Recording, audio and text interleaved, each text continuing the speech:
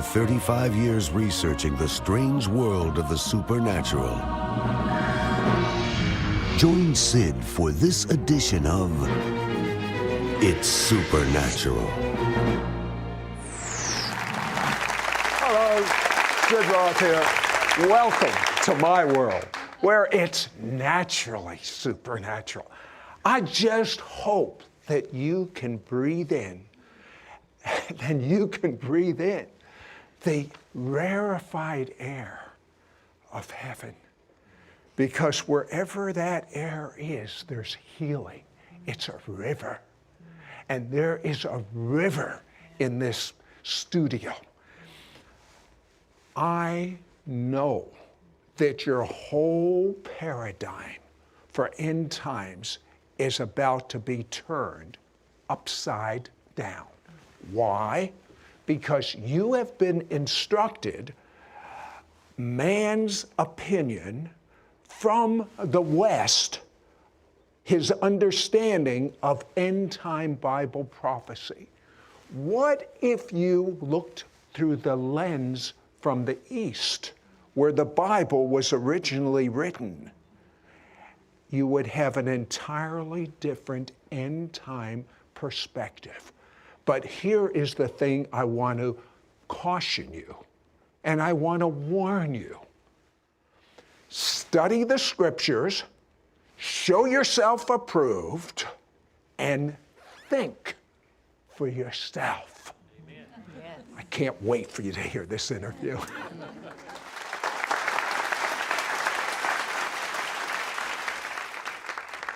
I have a guest that in his wildest imagination, he never thought he would be sitting opposite a Jewish man and loving him.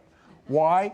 He was born in a city that you're very familiar with, Bethlehem, as Micah says, Bethlehem of Judea. And he was raised to hate the Jew. He was raised to be a terrorist bomber. He actually released a bomb. I believe it was in Bethlehem. You wanted to kill Jewish people. And the thing that I find very, very interesting is you came to the United States and you were with an organization that was a forerunner of groups that we hear in the news all the time. A forerunner of Hamas, Al-Qaeda, the Muslim Brotherhood. I mean, we hear this in the news all the time. A lot of the Middle East countries, their new freedom is allowing them to vote, and many are getting into office from the Muslim Brotherhood. What were you taught by this organization in America? Why were you part of it? Well, you said it. I wanted to kill Jews. In America, we were planning for jihad in America. For destruction, mayhem, and all kinds of things. What part of kill Americans don't get? The Council of American Islamic Relations that says we are a peaceful entity was born from the IAP, Islamic Association of Palestine, branch Hamas in the US. Hamas was active in the US. My mentor, Jamal Saeed, he was a colleague of Abdullah Azzam. Most Americans don't understand. I say those names like Abdullah Azzam. Abdullah Azzam was the godfather of Al-Qaeda. Most Americans don't know that the real godfather of Al-Qaeda was not a Saudi. He was a Palestinian from Jenin. Well, let me ask you about this Muslim Brotherhood, because they seem to be winning a lot in the elections in these new democracies in the Middle East. They appear, I mean, they're accepted in the United States, on our television, in the White House. Are they kind of peace-loving as opposed to radical? Absolutely radical. There is no such thing as peace-loving Muslim Brotherhood. Muslim Brotherhood is the umbrella organization that gave birth to all the Islamic terrorists. I know, but they appear to be peace-loving. Well, they play the flow chart. You know, there's a very simple flow chart. Do an uprising, the people uprise, the governments begin to clamp down on the uprising, then the media goes there and begins to film from CNN, BBC, and all these things. Then they begin to call for democracy. And then, of course, you know, what better word to use for the West? We want democracy. And the West is happy to think, well, wait a minute, maybe what we are having here is Islamic democracy. So Islamic democracy is like saying capitalistic communism. It doesn't exist. So the West is basically fooled by the words of democracy. 75% of the Egyptian government now is in the parliament is Muslim fundamentalist. And then, of course, after they take over the government, out with democracy. In the Middle East, yeah, sure, they'll use democracy. It's one man, one vote, once. And that's it. Okay, the description from the Muslim holy books of their Messiah is a mirror image of the Christian description of the Antichrist. Why do you say that? Absolutely. Everything about the Islamic Messiah. Islam is not void for Messianism, by the way. They have what is called the Mahdi. The Mahdi, by the way, is a Messiah to both Sunni and Shia. All Muslims must believe in this coming Messiah. And everything in the Bible that talks about what is called the Antichrist is there in Islam about the Islamic Messiah. If Daniel talked about the Antichrist making a 7-year covenant, Islam taught about the Mahdi creating 7 years of peace. If it talks about the martyrs that were beheaded or Israel being invaded by the Antichrist, Islam taught how the Mahdi will even unify Turkey and Iran to advance against Israel. Let's see, Gog and Magog rings a bell here. If it talks about the Trinity in the Bible, Islam says that the Mahdi will come and denounce the Trinity, that they will come and they will destroy the cross. They will break the cross. From everything in Daniel, Revelation, you can think of. The rider of the white horse in the book of Revelation. By the way, Muslims take pride about what's in Revelation regarding the rider of the white horse. That's the Mahdi. That's Imam Mahdi to the Shia. That's the Mahdi of the Sunnis as well. So in every aspect in the Bible, when you read Antichrist or the man of sin, and you look at the definition of the man of sin, it is in Islam. Listen, you were able to think outside of the box to become a believer in Jesus. Wait till you hear as he thinks outside of the box, confined only to the words of the living God and looking through the lens of the East as opposed to the lens of the West, some conclusions he comes up with, you will be literally shocked. Don't go away. We'll be right back. I'm shocked by the conspiracy of silence by the news media concerning the dangerous results about the recent election in Egypt. On June 24th, by the narrowest of margins, only 51%, a member of the Muslim Brotherhood, Mohammed Morsi, became president-elect of Egypt. One of his main spokesmen shared before thousands the ultimate goal of Morsi's election. Quote, "Our capital shall not be Cairo, Mecca, or Medina. It shall be Jerusalem. Our cry will be millions of martyrs march towards Jerusalem. Yes, Jerusalem is our goal. We shall pray in Jerusalem, or else we will die as martyrs on its threshold." End quote. On top of this shocking declaration, Iran has announced future joint military exercises in the Mediterranean with Russia and China. What a dangerous alliance. These are such dangerous times for Israel and for the world. We must understand that the events we are now reading in our newspapers and watching on television newscasts are predicted in the prophecies of the Bible. We'll be back with Walid Shoebat in just a moment. We'll be right back to It's Supernatural. Walid Shoebat received a revelation of the end times that is a major paradigm shift from what most Bible scholars teach. Now he wants to share this with you. Call now and get Walid Shoebat's prophetic 6-DVD series, End Times, today for a gift of $49. Shipping and handling is included. Ask for offer number 1519. In this prophetic 6-DVD series, you will find out the real danger behind the Arab Spring as radical Muslim leaders take control over Egypt, Libya, and Syria. Understand that Bible prophecy clearly reveals that the 10-nation alliance will not be European but Muslim nations. Discover what the scriptures say about the United States' role in Bible prophecy. Learn that Islam's Mahdi, their long-awaited Messiah, fits the exact biblical description of the Antichrist. Find out the shocking truth about the meaning of 666, the mark of the beast. Uncover the truth that Allah is not the same God as that of Christians and Jews. Tradition stopped my Jewish people from recognizing Jesus at his first coming, and I don't want to see Christians not recognize the signs, the times at his return. Don't get left behind with a wrong understanding of end times. Get Walid Shoebat's prophetic 6-DVD series End Times today for a gift of $49. Shipping and handling is included. Call or you can send your check to Sid Roth. It's Supernatural, P.O. Box 39222, Charlotte, North Carolina 28278. Please specify offer number 1519 or log on to sidroth.org. Call or write today. We now return to It's Supernatural. I am amazed at the revelation that God has given my guest, Walid Shoebat. I'm absolutely overwhelmed. I have to ask you this question.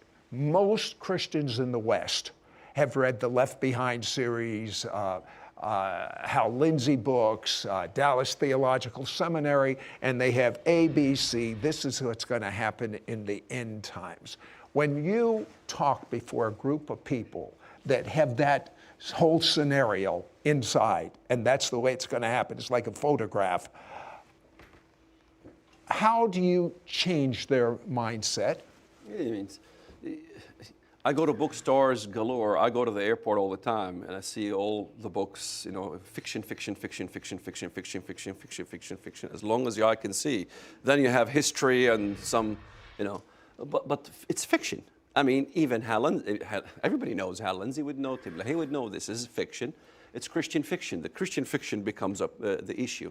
It's very easy for me to convert the Christian fiction prophecy paradigm into biblical prophecy, in real biblical prophecy. And that is, once we look at the literal references in the Bible, just the little references. Let's put Daniel aside. Let's put Revelation aside, since it's filled with allegory. If you could ask a couple of questions to these people, what would you ask them? Well, question number one, which no one in the world can answer, really. Question number one, out of all the literal references in the Bible, okay? Not the allegoric, every literal country mentioned in the Bible that God deals with in the end times, what are they? No one can tell me they're not Muslim. Every single one of them is a Muslim. I know people can argue over Gog, Magog being Russia. But wait a second. Where did we get this whole European Union thing? Well, in the 70s, you know. The 70s? Yeah, Hal Lindsey became, you know, and Tim LaHaye, you know, these guys made it popular. So Greece joined as a 10th nation in the European Confederacy. We got the 10 horns. We got the 10 toes. So then another nation joined, 11, 12, all the way to 2020. Some nations joined the European Union. So you got the Daniel chapter 2 with the statue of Daniel, Nebuchadnezzar's dream, 10 toes. You have a 23, 24 toes, you know. All of them are protruding out of the west. One foot's got 20-some toes, the western leg, and the eastern leg's chopped off.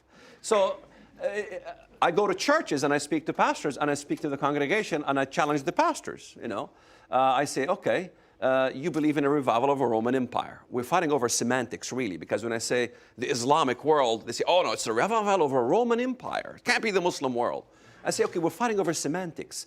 If the Roman Empire, did it include North Africa? No one can deny it. Yes. What countries included North Africa? Libya, Algeria, Tunisia, Morocco, Mauritania. What happened in Libya lately? I've been saying this 15 years. I've been talking about this Arab Spring 15 years ago from the Bible. What happens in Egypt? Will that be part of the Roman Empire? Well, I have to include them. Of course, they're part of the Roman Empire. What about Turkey? Was that part of the Roman Empire? Well, that's the eastern leg. Of course, I have to include it. Okay, so what's left? Europe. Well, we can argue over Europe, but there isn't a single reference in the Bible where God punishes a European nation. Show me where. Rome is mentioned 16 times. Some blessing, in fact, to the believers in Rome. But there is no destruction of Rome in the Bible, literally by name. We're going to say Mystery Babylon. That's a whole different question. But there is no little references. Out of all the nations, Messiah fights. Every nation, Messiah fights in the Bible. Every single one of them is Muslim.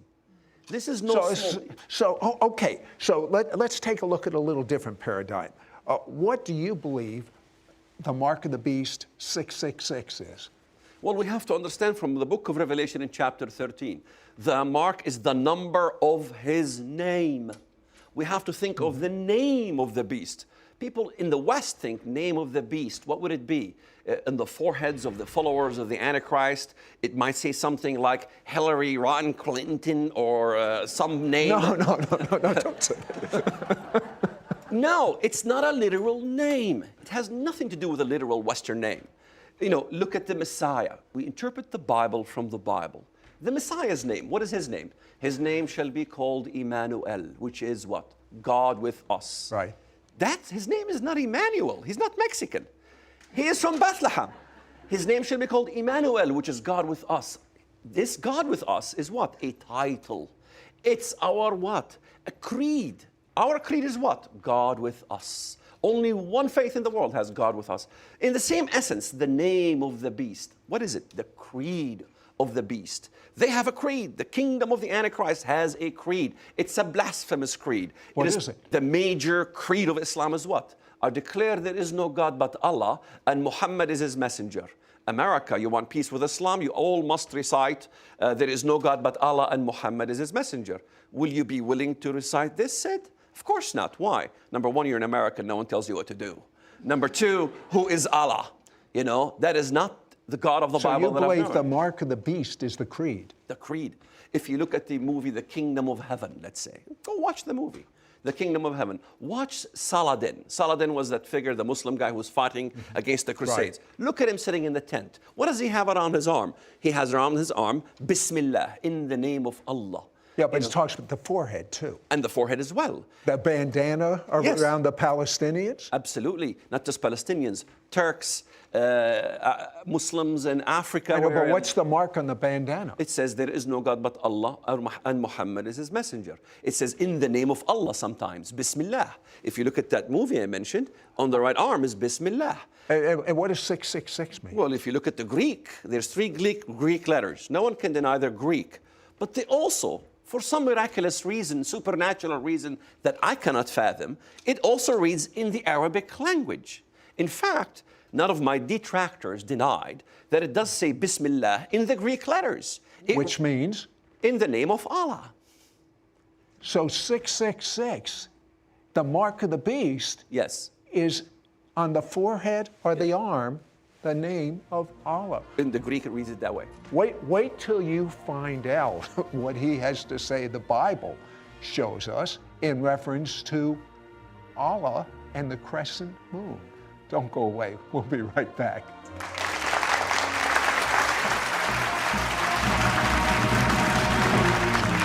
الملايين على القدس رايحين ونقولها من هنا من المحلة من قلب الدلتا سنصلي في القدس أو ننال الشهادة على أعدائنا. Walid Shoebat is an ex-Muslim terrorist who reveals the end-time scenario being played out right now in the Middle East, with Egypt electing a radical Muslim as president, whose followers proclaim a new United States of Islam will be in the Middle East, and says that their capital will be Jerusalem. We'll be right back to It's Supernatural. Sid Roth has found the key to worldwide revival. This is God's time to reach the Jewish people with his love. Messiah Jesus has torn down the wall dividing Jew and Gentile. The two together form one new man to reach the world. God's method to reach the Jewish people is through signs and wonders. This is why our website, sidroth.org, is jam-packed with tools to equip you to move in signs and wonders. Understand Israel and the Jewish roots of the church. Log on to sidroth.org today. We now return to It's Supernatural. Hello, Sid Roth here, and I'm with Walid Shoebat, and he told me things that I've never heard before, such as, tell me the correlation between Allah and the crescent moon. When most Westerners read Isaiah 14, where it talks about Lucifer, they look at the English translation, Lucifer. You know, I go to the Hebrew. The Hebrew says, Hilal bin Sahar, how art fallen from heaven, or Hilal bin Sahar. Hilal is the word for brightness, and it's also the Aramaic, Hebraic, Arabic word for crescent moon. So we read it in context. How art thou fallen from heaven, O crescent moon, son of the morning star. So there's the crescent, there's the star, there's a symbol of Islam itself, as in the name of Lucifer. And let's not forget in Isaiah 14, it continues to say, when he's captured, this Lucifer, this Hilal bin Sahar, he is judged. People will look at him and say, is this the man that made the earth tremble? They say this is the rebelliousness of Lucifer in heaven. When did Lucifer become a man? The anti-Messiah, the Antichrist, no question. Okay, what about Allah? What are the various names for Allah? What is he called in the Quran? He's called many names. Some are beautiful. Tell me a few of the names that we're interested in right now. The interesting names of Allah is Khairul Makirin. Khairul Makirin in the Arabic. In the English, it means the greatest of all deceivers. So, really? Absolutely. In fact, there are prayers in Islam of having Allah give you the gift of cunningness. So some of the names of Allah in the Quran is also Al-Mutakabbir, the most proud one. So this is what I'm trying to say. So who's going to be the Antichrist? You mean his name? His name, or where will he Everyone be from? who tried to figure out his name was wrong. For sure. So I think I know which country he comes from. Which country? He comes from the country of Turkey, no question. Well, that begs the question. We are taught that the Antichrist is going to rule the world. You say different. No, he can't rule the world, because if you look at several places in the Bible, he fights against other nations. In Daniel 11 gives us the best description of the Antichrist. He declares war on the what? The strongest of all fortresses. Well, the strongest fortresses or the strongest military might in the world is not the Antichrist, it's someone else. In fact, most Westerners hardly, if ever, study how the Antichrist falls. When you ask a typical Western Christian, how is Antichrist destroyed in the end? Well, Jesus breathes on him, and that's it. Right. Well, there's more to it than that. That's the command, by the way, of battle that the Messiah orders. But the destruction of the Antichrist is in Ezekiel 28. He's number one there, the Prince of Lebanon, the Prince of Tyre. His destruction in verses 8, 9, you can continue on. It says that God will raise nations, and those nations are the most terrible of the nations militarily, and they will destroy him, and they will throw him into the pit. In Micah 5, God raises 7 shepherds and 8 principal men to fight against who? Who are these 7 shepherds and 8 principal men? Well, no one knows them yet, but they are definitely mentioned in the Bible. Let's not forget, even the Antichrist has basically 7 horns. 10, 3 plucked out of the root, what remains? 7. So you have 7 good leaders versus 7 evil ones. 7 will stand with God, 7 will be against God. So in this essence, Micah chapter 5 is a mystery to people today, but it is 7 nations that God will raise. They will rule the most powerful nations militarily in the world. And let me maybe suggest, how about America? While many people think America is doomed. Yeah, is America going to survive? I believe so. It is such an unedifying message when I hear America is doomed, America is finished. We've been through depression before. We've been through all kinds of things before. All right, just briefly, because I want to know the answers to these. Is oil mentioned in the Bible? Absolutely. How can anyone deny Isaiah chapter 34, in which God destroys Edom? Let's not forget. What is Edom? Ezekiel 25. Edom is what? What country? Arabia. Okay. Absolutely. And, because Ezekiel 25 tells us Edom is from Teman to Dedan. These are biblical cities that are in Arabia. And then in Isaiah 34, it says about this place in Arabia, it becomes what? A burning pitch. It will burn forever and ever. Arabia will burn literally. It will be destroyed. Even the Bible tells us what nation destroys Arabia. What nation? Iran. Iran, yes. Yeah, that's kind of making sense now. Yeah, in Isaiah 21. Isaiah 21, you look at the reference. Babylon is fallen, is fallen. That should ring a bell. That's the same reference in Revelation 14, Revelation 18 regarding Mystery Babylon. Who destroys it? Arise, O Elam. And, what's going to happen to Iran? Iran will eventually be destroyed. What's going to happen to Egypt? Egypt, the Messiah is going to come down and fight for the believers in Egypt. There will be persecution of the believers in Egypt. Christians here in America. They already have persecution. No, I am in talking, Egypt. No, I am talking about major persecution. I am talking about persecution like you had what happened with the Jewish people in Auschwitz. I'm talking about major massacres in Egypt. I'm talking about crucifixion, amputations.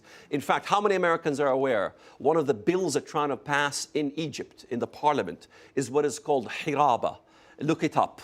Look up my name and look up what I talk about it. The idea of passing laws on crucifixion and amputating of the right hand and the left foot.